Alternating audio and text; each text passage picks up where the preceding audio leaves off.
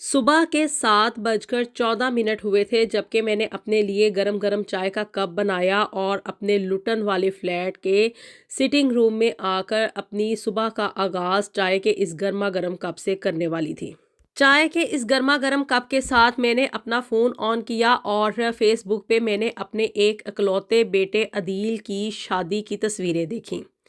عدیل نے مجھے بغیر بتائے ثنا کے ساتھ شادی کر لی اور مجھے اپنی شادی میں انوائٹ تک نہیں کیا۔ حتیٰ کہ اس کی شادی کے بارے میں مجھے نہ تو عدیل نے بتایا، نہ مجھے ثنا سے پتہ چلا کہ ان لوگوں کی شادی ہو گئی ہے، اور نہ ہی مجھے میری کزن سے یہ بات پتہ چلی کہ عدیل نے ثنا کے ساتھ شادی کر لی ہے۔ میری وہ کزن جو کہ ہر کسی کی بات کی خبرگیری رکھتی ہے کہ کون کس وقت کیا کر رہا ہے، اور اپنے ایک اکلوتے بیٹے عدیل کی شادی کے بارے میں مجھے فیس بک کے اوپر اپلوڈ کی گئی ان شادی کی تصاویر سے پتہ چلا کہ عدیل نے ثنا کے ساتھ شادی کر لی ہے۔ عدیل کی شادی کی یہ تصویریں میرے سر پہ بم کی طرح سے گریں اور مجھے اپنی چائے کا کپ تک پینا بھول گیا۔ میرے ہاتھ پیر ٹھنڈے ہونے لگے اور میں یہ سوچنے پہ مجبور ہو گئی کہ میرے ایک اکلوتے بیٹے عدیل نے آخر میرے ساتھ کیا کیا ہے۔ اس نے مجھے اپنی شادی پہ انوائٹ کیوں نہیں کیا؟ حتیٰ کہ شادی ہو جانے کے چند دن بعد تک مجھے اس بات کے بارے میں پتہ ہی نہیں چلا کہ عدیل نے ثنا کے ساتھ شادی کر لی ہے اور مجھے اپنی شادی پہ بلایا تک نہیں۔ یہ الفاظ ہیں جی فرزانہ بیگم کے، جو کہ UK کے شہر لٹن میں اپنے ایک فلیٹ میں اپنی زندگی گزار رہی ہیں، اور اپنے شوہر کی وفات کے بعد انہوں نے اپنے اکلوتے بیٹے عدیل کی خاطر اپنی ساری زندگی وقف کر دی۔ ڈبل شفٹس لگایا کرتی تھی اور عدیل کو انہوں نے ساری زندگی کبھی بھی کسی چیز کی کمی محسوس نہیں ہونے دی۔ لیکن عدیل اپنی ماں کو کس طرح سے بھول گیا؟ بسم اللہ الرحمن الرحیم۔ السلام علیکم ایوری ون۔ ماں باپ وہ ہوتے ہیں جو کہ اپنی اولاد کے لیے ساری زندگی بڑی قربانیاں دیتے ہیں، جو کہ اپنی اولاد کے لیے اپنی زندگی میں اتنے ڈھیر سارے سیکریفائز کرتے ہیں، اپنی خوشیاں قربان کر دیتے ہیں، صرف اور صرف اس مد میں کہ ہماری اولاد خوش رہے، اس کو زندگی کی ہر سہولت مہیا ہو۔ لیکن اولاد کو ان سب چیزوں کی کبھی بھی کوئی قدر نہیں ہوتی ہے۔ بہت ہی کم اولادیں ایسی نکلتی ہیں جو کہ ماں باپ کی ان دی گئی قربانیوں کا حساب کتاب رکھتی ہیں، ان قربانیوں کی قدر کرتی ہیں، اور ان قربانیوں کے بدلے وہ بھی آگے سے کچھ کرنا چاہتی ہیں کہ ہم اپنے ماں باپ کے لیے کچھ کریں۔ اور اسپیشلی یہاں پہ UK میں رہنے والے جو بچے ہوتے ہیں، جن کے پاکستانیوں کے بچے یہاں پہ گرون اپ ہوتے ہیں اور وہ اپنی ساری زندگی یہاں پہ UK میں ہی گزار دیتے ہیں نا، تو ان بچوں کو تو اپنی ماں باپ کی ان دی گئی قربانیوں کی کبھی بھی کوئی قدر نہیں ہوتی ہے۔ اب یہی سب کچھ جو ہے نا وہ یہ فرزانہ بیگم کے ساتھ بھی ہوا، جنہوں نے کہ اپنے شوہر کی وفات کے بعد اپنے ایک اکلوتے بیٹے عدیل کی خاطر اپنی زندگی کی ساری خوشیاں قربان کر دیں، اپنی ساری زندگی عدیل کے لیے وقف کر دی، اور ڈبل یہ عورتیں شفٹ لگا کے اپنے بیٹے کو زندگی کی ہر سہولت مہیا کیا کرتی تھی، اور اس کی زندگی کا بس ایک ہی مقصد بن کے رہ گیا تھا کہ عدیل جو ہے نا وہ پڑھ لکھ جائے، زندگی میں کامیاب ہو جائے، بڑا ہو کے کچھ کر جائے۔ لیکن عدیل نے اپنی ماں کے ساتھ وہ کیا، اس کے ساتھ ایسا بیگانوں جیسا سلوک اختیار کیا کہ اس نے اپنی شادی کی تقریب کے اوپر اپنی ماں کو، اپنی سگی ماں کو اس نے انوائٹ تک نہیں کیا۔ حتیٰ کہ فرزانہ بیگم کو عدیل کی شادی کے بارے میں پتہ بھی فیس بک پہ اپلوڈ کی گئی ان شادی کی تصاویر سے ہوا، جنہیں کہ دیکھ کے وہ ہکا بکا رہ گئی، اور اچانک سے اپنے بیٹے کے وہ اس طرح دلہا بنے ہوئے دیکھنا،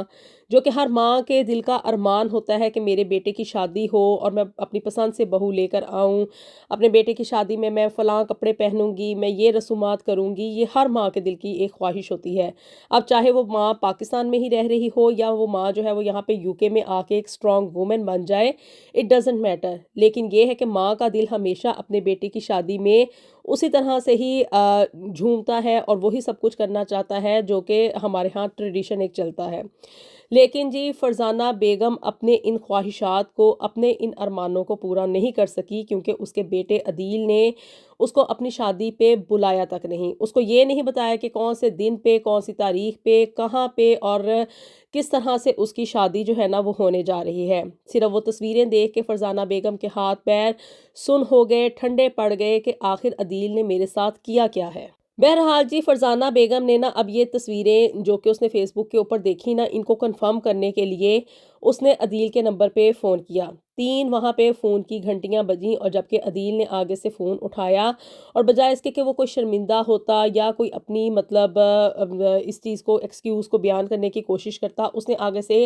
بڑی ہی ڈھٹائی کے ساتھ کہا کہ ہاں جی، میں نے اور ثنا نے شادی کر لی ہے، 1 ہفتہ ہو گیا ہے جی ہماری شادی کو ہوئے، اور شادی کی یہ تصاویر جو آپ نے دیکھی ہیں یہ بالکل ٹھیک ہیں۔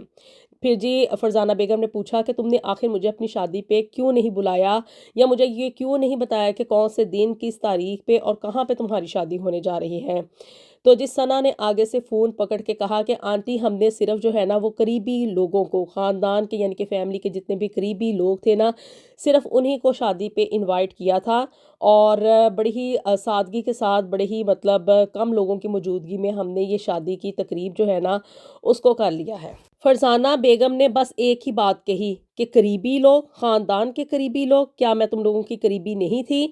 تو جس ثنا نے آگے سے یہ کہا کہ ہم نے صرف انہی لوگوں کو انوائٹ کیا تھا جن کی موجودگی میں ہمیں کوئی سٹریس نہ ہو، جن کی موجودگی میں ہمیں کوئی ٹربل نہ ہو، اور ان لوگوں کی موجودگی میں ہم لوگوں نے بس جی نکاح کیا، اور یہ تصویریں وغیرہ ہم لوگوں نے لے کے اب ہم لوگ نا اپنی ہیپیلی میرڈ لائف ہم لوگوں نے سٹارٹ کر لی ہے۔ چونکہ آپ کو پتہ ہے کہ ہمارے پاس فنڈز کی کمی تھی، اور جی فرزانہ بیگم پچھلے 2 سال سے، جو کہ عدیل کی یہ جاب جو تھی نا وہ پرماننٹ نہیں تھی، اور اس کے پاس جتنے بھی فنڈز وغیرہ یعنی کہ مہینے کا گزارا کرنے کے لیے جتنے بھی پیسوں کی کمی ہوتی تھی نا، تو وہ ثنا کو اور عدیل کو ٹرانسفر کیا کرتی تھی۔ یہ تو اس کو پتہ تھا فرزانہ بیگم کو کہ عدیل جو ہے وہ ثنا کے ساتھ شادی کرنا چاہتا ہے، لیکن جی کس ڈیٹ پہ یہ شادی ہوئی، کہاں پہ ہوئی، اور کون سے دن پہ یہ نکاح ان کا ہوا،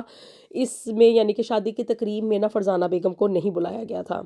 مینز کہ فرزانہ بیگم عدیل کے لیے صرف اور صرف ایک ATM کارڈ بنی ہوئی تھی، جہاں پہ کہ وہ اپنی ضرورت پوری کرنے کے لیے اس ATM کارڈ کا پن نمبر دباتا تھا اور اس کو پیسے مل جایا کرتے تھے۔ جب فرزانہ بیگم نے اپنی بہو ثنا کے منہ سے یہ بات سنی نا کہ ہم نے صرف خاندان کے قریبی لوگوں کو ہی بلایا تھا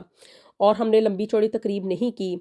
اور یہ چیز سن کے نا فرزانہ بیگم کو بڑا ہی دکھ ہوا، اور اس نے فون کے اوپر صرف یہی کہا کہ اچھا ٹھیک ہے، اور یہ کہہ کے اس نے نا فون بند کر دیا۔ اس شام اس کی بہو ثنا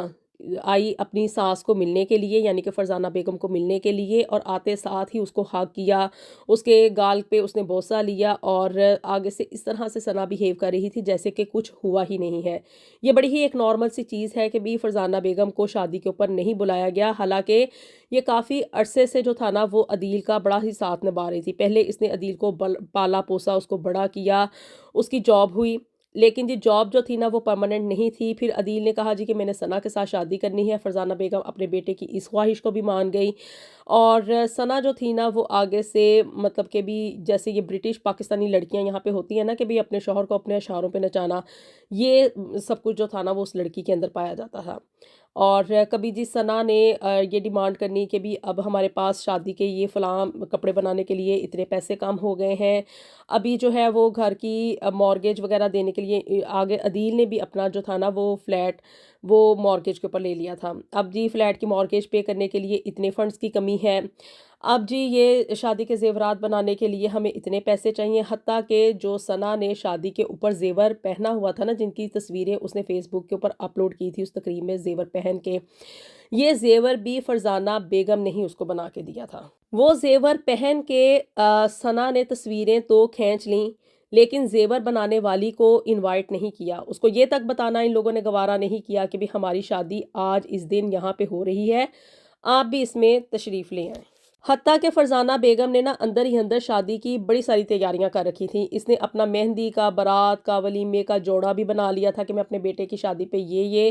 کپڑے جو ہیں وہ پہنوں گی، اور ماں کے دل کے 100 ارمان ہوتے ہیں، میں اپنی بہو کو یہ والا تحفہ دوں گی، حتیٰ کہ اس نے 2000 پاؤنڈ سلامی کے طور پہ جو تھا نا وہ علیحدہ سے سیو کر کے رکھا ہوا تھا کہ اگر دولہے کی ماں نے اپنی بہو کو منہ دکھائی یا سلامی نہ دی تو لوگ کیا کہیں گے۔ لیکن یہ سلامی تو وہ تب دیتی نا اگر وہ شادی کی تقریب میں جاتی، اور اس کو یہ سوچ سوچ کے مطلب یہ ہو رہا تھا کہ کیا لوگوں نے وہاں پہ یہ نہیں کہا ہوگا کہ دلہن کی ماں باپ، اس کا بھائی، اس کی بہن، اس کے تمام دوست احباب تو وہاں پہ اس تقریب میں موجود ہیں، لیکن دلہے کی ایک ماں جو ہے وہی یہاں پہ اس شادی کی تقریب میں موجود نہیں ہے۔ یہ سب کچھ سن سن کے اور سب کچھ سوچ سوچ کے نا فرزانہ بیگم کا دل جو تھا نا وہ بیٹھا چلا جا رہا تھا۔ اب جی یہ سارا انسیڈنٹ ہوئے ہوئے نا کوئی 2 ہفتے گزر چکے تھے، جبکہ ثنا کا پھر سے اس کو نا فرزانہ بیگم کو فون آیا کہ مجھے نا 600 پاؤنڈ کی اشد ضرورت ہے، کیونکہ صبح جو ہے نا وہ میرے اکاؤنٹ سے مارگیج نکلنی ہے، اور عدیل کی ابھی جو جاب ہے نا وہ پرماننٹ نہیں ہوئی ہے، تو ہمارے پاس اتنے فنڈز کی کمی ہے، آپ ہمارے اکاؤنٹ میں نا 600 پاؤنڈ جو ہے نا وہ ٹرانسفر کر دیں۔ فرزانہ بیگم تو پہلے ہی بڑی دکھی تھی، اور اس فون کال نے نا اس کے دل پہ جلتی پہ تیل ڈالنے کا کام کیا۔ اس نے نا بس اپنی بہو ثنا کو نہ تو وہ چیخی نہ چلائی نہ اس نے کچھ اور کہا، بس اس نے صرف یہی الفاظ کہے کہ میں جو قریبی میرے خاندانی لوگ ہیں نا انہی کی مدد کرتی ہوں، مجھے کسی ایرے گیرے کی مدد کرنے کا کوئی شوق نہیں ہے۔ اب جی ثنا بھڑکی یہ الفاظ سن کے کہ قریبی خاندان کیا مطلب ہے آپ کا بیٹا اگر آپ کا قریبی خاندان نہیں ہے تو پھر اور کون آپ کا قریبی خاندان ہے؟ لیکن جی فرزانہ بیگم نے کسی بھی بات کا کوئی جواب نہیں دیا، اور اگلے دن یہ اپنے بینک میں گئی، وہاں پہ اس نے جو بھی ڈائریکٹ ڈیبٹ اپنے بیٹے عدیل کو مطلب فنڈز وغیرہ یہ ٹرانسفر کیا کرتی تھی نا وہ بھی اس نے کینسل کروا دیے۔ جو مہینے کی گروسری وغیرہ یا جو مطلب عدیل کو پیسے چاہیے ہوتے تھے ہر مہینے اپنا گزارا اچھے طریقے سے کرنے کے لیے نا اس نے اپنے اکاؤنٹ میں سے ایک ڈائریکٹ ڈیبٹ سیٹ کروایا ہوتا تھا، اب جی وہ بھی اس نے سب کچھ کینسل کروا دیا کہ میں اب ایک سنگل پینی بھی جو ہے وہ اپنے بیٹے عدیل کو بالکل بھی نہیں دوں گی، جس نے کہ میرے ساتھ اتنا بڑا مطلب دھوکہ کیا کہ اس نے مجھے اپنی شادی پہ ہی نہیں بلایا، اس کو میرے ارمانوں کا کوئی خیال نہیں تھا۔ بینک کا جیسے ہی ڈائریکٹ ڈیبٹ یہ کینسل ہوا نا تو اسی دن یعنی کہ پہلے عدیل کو خیال نہیں آیا اپنی ماں کا، اسی دن جو شام کو نا عدیل اپنی بیوی ثنا کے ساتھ اپنی ماں کے فلیٹ پہ لٹن میں پہنچ گیا، اور جانے کے بعد اس نے پوچھا کہ آپ نے آخر یہ میرا ڈائریکٹ ڈیبٹ جو ہے یا جو آپ مجھے پیسے دے رہی تھی وہ آپ نے کیوں کینسل کر دیے ہیں؟ تو جی فرزانہ بیگم نے پھر وہی جواب دیا کہ میں صرف اپنے قریبی لوگوں کو ہی پیسے دے سکتی ہوں، میں کسی بھی ایرے گیرے کو پیسے نہیں دوں گی۔ پھر جی اگلی صبح جو تھا وہ عدیل ایک سولیسٹر کے ساتھ دوبارہ سے فرزانہ بیگم کے فلیٹ پہ آیا، اور سولیسٹر یہ لوگ اس لیے لے کر آئے تھے کہ یہ اپنی ماں کے ساتھ یعنی کہ فرزانہ بیگم کے ساتھ اس چیز کو ڈسکس کر سکیں کہ وہ اس کو فنڈز کی یہ جو فراہمی ہے نا وہ اس کو معطل نہیں کر سکتی، اور دوسرا یہ وکیل کو اس لیے بھی لے کر آیا تھا کہ اپنے ماں کو نا مطلب مینٹلی جو ہے نا وہ انسٹیبل ثابت کر سکے کہ یہ جو اس کے پاس فلیٹ ہے وہ بھی اب ہمارے حصے میں آ جائے، اور یہ ثابت کریں کہ یہ اپنے آپ کو نا ہماری ماں یعنی کہ فرزانہ بیگم آئسولیٹ کر رہی ہے، وہ کسی کے ساتھ بھی کوئی رابطہ نہیں رکھنا چاہ رہی، اور وٹ ایور مطلب اپنی ماں میں نا جو بھی یہ برائیاں ڈال سکتا تھا نا بندہ، اس نے وہ کچھ نا اس سولیسٹر کی موجودگی میں وہاں پہ ثابت کرنے کی کوشش کی۔ لیکن جی فرزانہ بیگم نے آگے سے وکیل کو صرف اور صرف ایک ہی بات کہی کہ میں مینٹلی بھی سٹیبل ہوں، مجھے پتا ہے کہ میں کیا کر رہی ہوں، میں کوئی اے ٹی ایم کی مشین نہیں ہوں کہ جس وقت جب بھی اس کا دل چاہے یہ مجھے اس میں پن نمبر ایڈ کرے اور مجھے ایموشنلی بلیک میل کر کے وہاں سے پیسے نکال لے۔ میں ایک ماں ہوں اور میرے بھی کچھ جذبات ہیں، اور میں ایک انسان بھی ہوں۔ بہرحال جی اب بات چونکہ کورٹ کچہری میں پہنچ چکی تھی تو جی فرزانہ بیگم نے بھی اپنے لیے ایک وکیل ہائر کر لیا، اور اس نے یہ بات کورٹ میں ثابت کر دی کہ فرزانہ بیگم کو نہ تو کوئی مینٹل النس ہے، نہ ہی وہ مطلب مینٹلی انسٹیبل ہے، اور نہ ہی کوئی اس کے ساتھ ایسا معاملہ ہے جس کی وجہ سے یہ فلیٹ یا اس کے اکاؤنٹ میں جتنے بھی پیسے ہیں یا وٹ ایور جو کچھ بھی ہے وہ آگے اس کے بیٹے عدیل کو ٹرانسفر کر دیا جائے۔ میں پورے ہوش و حواس میں ہوں، میرے فیصلے بالکل سٹیبل ہیں اور میں معقول فیصلے کر رہی ہوں۔ میرا بیٹا عدیل اور اس کی بیگم ثنا جو ہے نا یہ لالچی لوگ ہیں اور یہ میری چیزوں کے اوپر قبضہ جمانا چاہ رہے ہیں۔ کورٹ کا فیصلہ جو تھا وہ فرزانہ بیگم کے حق میں گیا۔ اس کے بعد فرزانہ بیگم نے اپنے فلیٹ کے تالے جو تھے لاک وغیرہ وہ بھی چینج کروا لیے، اس نے اپنے گھر کے باہر سی سی ٹی وی کیمراز بھی لگوا لیے، اور اس نے اپنی وصیت بھی لکھ لی، اور اس میں عدیل کو جو تھا وہ اس نے آگ کر دیا تھا کہ اس کے مرنے کے بعد، فرزانہ بیگم کے مرنے کے بعد اس کا فلیٹ یا اس کے اکاؤنٹ میں جتنے بھی پیسے ہوں گے وہ آگے چیریٹی کو تو چلے جائیں گے، لیکن اس کے بیٹے عدیل اور اس کی بہو ثنا کو ہرگز بھی نہیں جائیں گے۔ اس کے بعد جی یہ فرزانہ بیگم جو تھی اس نے زندگی صرف اور صرف اپنے لیے ہی جی، اور زندگی میں وہ جو سب کچھ کرنا چاہتی تھی نا وہ اپنے ان پیسوں کی بدولت اس نے کیا، کیونکہ وہ جاب وغیرہ تو کر رہی تھی اور اچھی خاصی سیونگز بھی تھی اس کے پاس۔ وہ استنبول ہالیڈے پہ بھی اکیلے گئی، وہ یہاں پہ پینٹنگز وغیرہ کی کلاسز بھی لیا کرتی تھی، وہ جم بھی جایا کرتی تھی،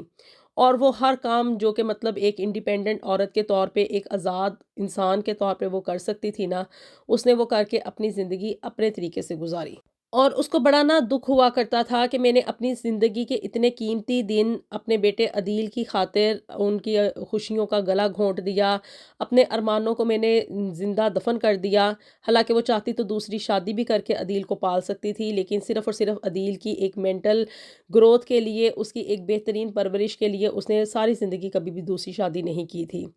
اب جب کہ عدیل اس کو دھوکہ دے چکا تھا اور فرزانہ بیگم نے یہ فیصلہ کر لیا تھا کہ وہ اپنے طور پہ اپنی زندگی خود اپنے طریقے سے گزارے گی،